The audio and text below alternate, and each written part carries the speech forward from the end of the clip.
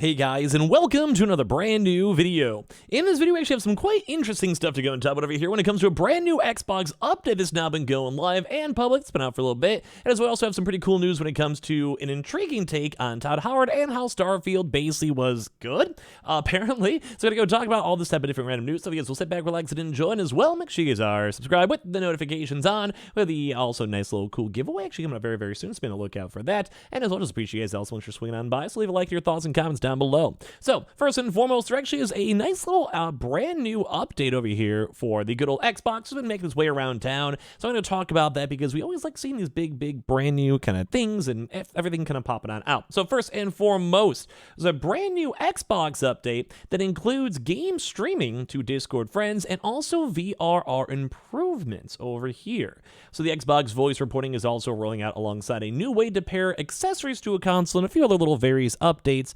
all floating around. So, first and foremost, Microsoft is rolling out a new Xbox dashboard for September that includes the ability to stream your Xbox gameplay to Discord, friends, and variable refresh rate improvements for the Xbox Series X and X console. So, first and foremost, I think these are both really big improvements nonetheless. Number one, because, well, if you have the dashboard, we've been seeing new dashboard issues and drama. Some people have been happy with that, some people have been sad with it. It can kind of go either or.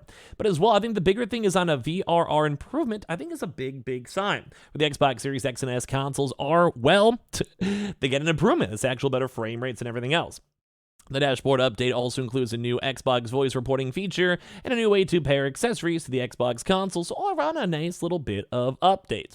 So the first one is the updated Discord functionality means you can now stream your gameplay to anyone on Discord. Now, as you guys know, I always mention I stream on Twitch. If you guys ever want me to do more YouTube streams as well, I always sometimes feel like I should. Maybe throw in some classics or do maybe like once a week type of stuff just to hang out, maybe chill, or like a bonus stream throughout the day. Maybe if you guys ever want one, I wouldn't mind. But that's a big thing because these are a lot of big functions that Discord has on PC. As you guys know, you can have like community channels on Discord. You guys can basically go and have like a bunch of different stuff. You can have you do like variable streaming, video calls, normal calls, voice calls, group calls, like a lot of things. They even have games built on in. They have like sponsor stuff. They have like animations. You can like literally go watch movies with people on Discord. Like I've actually done that before. You know, you find some cool e-girl and hit them on up. But as you kind of go through all this type of stuff, it's cool, but one thing is a lot of these consoles don't have these updates. So it does seem like Xbox has been getting some really big improvements on this one. This is now built into the parties and chat section of the Discord dashboard, basically the overall dashboard itself with Discord app. And the new stream your game option now appears once you've connected to a Discord server, and you can customize your stream quality, and the feature arrives just in time for basically Starfield, as you guys can see for tomorrow, it's already out as of now. By the way, side comment, if you guys have liked it or checked it out, let me know. I think I'm around maybe like 2 hours left in the game for main story. It's definitely like okay. Like I still recommend it. If you guys have Game Pass, creep on it. I would say go for it if you guys can. But overall, so this is just a brand new feature. Discord streaming is not necessarily like a Twitch or YouTube or a TikTok type streaming. It's more of like, hey, you got 5 friends or just maybe one friend who wants to watch you play some games. So it's kind of nice to have these capabilities included into your consoles. Funny enough, I actually don't even know if you can do that on PlayStation yet. We have seen sometimes Xbox getting a few more staggered releases quicker on the Discord app, and then over time they have a chance to go what's it called?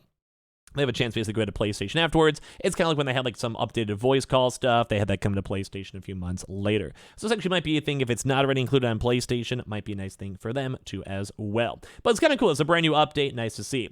The Discord stream feature is only one way though, so you won't be able to view streams from your PC friends, which is kind of why sometimes these things aren't the best. And it does kind of make me a little bit on the sadder side. But at least it is like, you know, it's like a nice feature. Some people may use it. It'll probably be a little more of a niche one though. So you still won't be able to go and view streams from PC friends who are broadcasting on Discord. Microsoft first launched a basic version, kind of what I just said before, how they've had like a few staggered releases and have gotten better over time.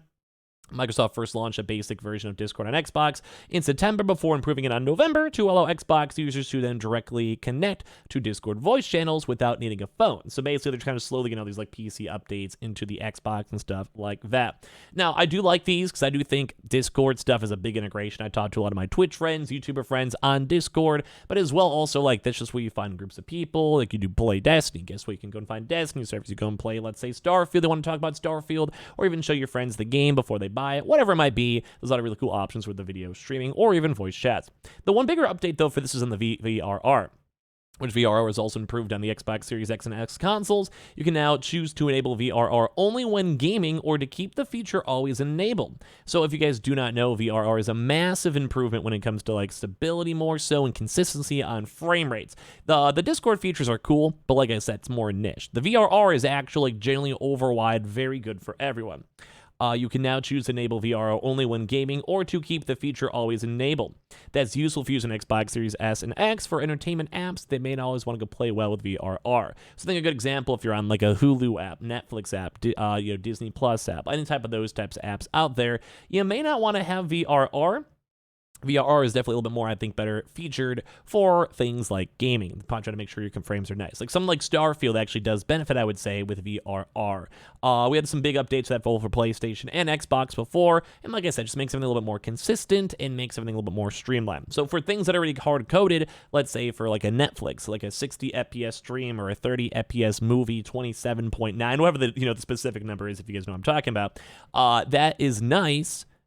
But you don't have to have VRR because that's more gaming. Like if you're in an explosion in a video game and there's more particles and animations, you want to have that more consistent frame rate from that, rather than like say for a movie, because the movie's more so playing like an MP4 file or whatever. I don't actually have no idea what file. They basically do like a video file or streaming, so that matters more on your internet, etc., rather than the actual game, because you're not really encoding using a GPU, CPU. You're just running stuff on out. So that's really good for gaming. If you guys are gamers, you want to enjoy the gaming, that's a very, very big improvement for that. So Microsoft also starting to roll out the brand new Xbox voice reporting feature, which if you guys saw a video, I think yesterday, some people were actually already getting yelled at on the brand new Xbox side, which is a little bit in the intriguing side nonetheless, because people are, I don't know, like you got to try to not be toxic, you got to be normal, you got to not, spam people or be rude, and they did go and change it up. You got like 8 strikes throughout like a whole 1 year period. So basically that, and the company unveiled in July, Xbox players in the US, UK, Canada, Ireland, Australia, and New Zealand will now be able to submit 60-second audio clips of inappropriate voice chat messages, which will be then reviewed by the Xbox safety team. So basically you can now go and start snitching on people if you go get harassed. But at the same time, if someone's being toxic, rude, or whatever, I mean, you get more power to it. You guys are probably helping out the Xbox ecosystem if they're being kind of bad. Just make sure you guys are not one of the people that are being the mean people overall first. Also, they have a brand new thing with the new Xbox feature, lets you pair controllers and accessories without having to leave your couch to hit the pairing button on the consoles. So this is a bit of an intriguing one. I don't think I necessarily have to play the video too much, but it's just nice to see. It lets you just go and basically streamline the console and streamline the experience just a little smidgen more.